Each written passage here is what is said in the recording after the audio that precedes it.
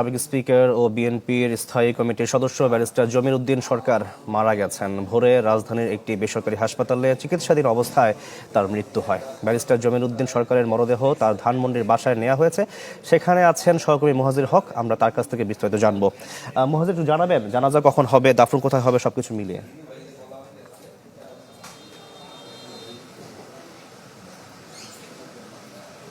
শাকিল, কিছুক্ষণ আগেই ব্যারিস্টার জমির উদ্দিন সরকারের লাশ নিয়ে আসা হয়েছে তার ধানমন্ডির বাসায়, এবং এখানে এরই মধ্যে তার স্বজনরা উপস্থিত রয়েছেন। অনেকের সঙ্গে আমাদের কথা হয়েছে।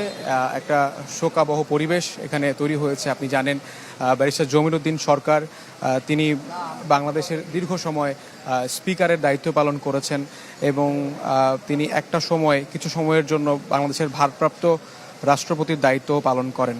এবং তার এই রাজনৈতিক জীবনে যে কারণে তার অনেক শুভাকাঙ্ক্ষী ছিল, এবং এখানে তার যারা স্বজনরা রয়েছেন তাদের সাথে আমরা যখন কথা বলছিলাম, তখন তার সেই সরলতা, তার সেই জীবন, তার সেই অ্যাডভান্সড ইলেকট্রোপলিশ ও শতভাগ স্টেইনলেস স্টিলে তৈরি আরএফএল কিচেন সিঙ্ক টেকসই আজীবন অবস্থানটা আমাদেরকে এখানকার যারা রয়েছেন তারা জানাচ্ছিলেন বারবার যে একটা সহজ সরল তার জীবন ছিল। এত গুরুত্বপূর্ণ দায়িত্ব পালন করবার পরও তার কোনো বিলাসিতা ছিল না। তিনি কখনোই সেই বিলাসী জীবনযাপন, তিনি অনেকগুলো মন্ত্রণালয়ের মন্ত্রীও ছিলেন, কিন্তু কখনো তিনি সেই তার বিলাসী জীবনে তিনি আসলে ছিলেন না। ধানমন্ডিতে তিনি একটি ভাড়া বাসায় থাকতেন, এটাও তার স্বজনরা বলছিলেন।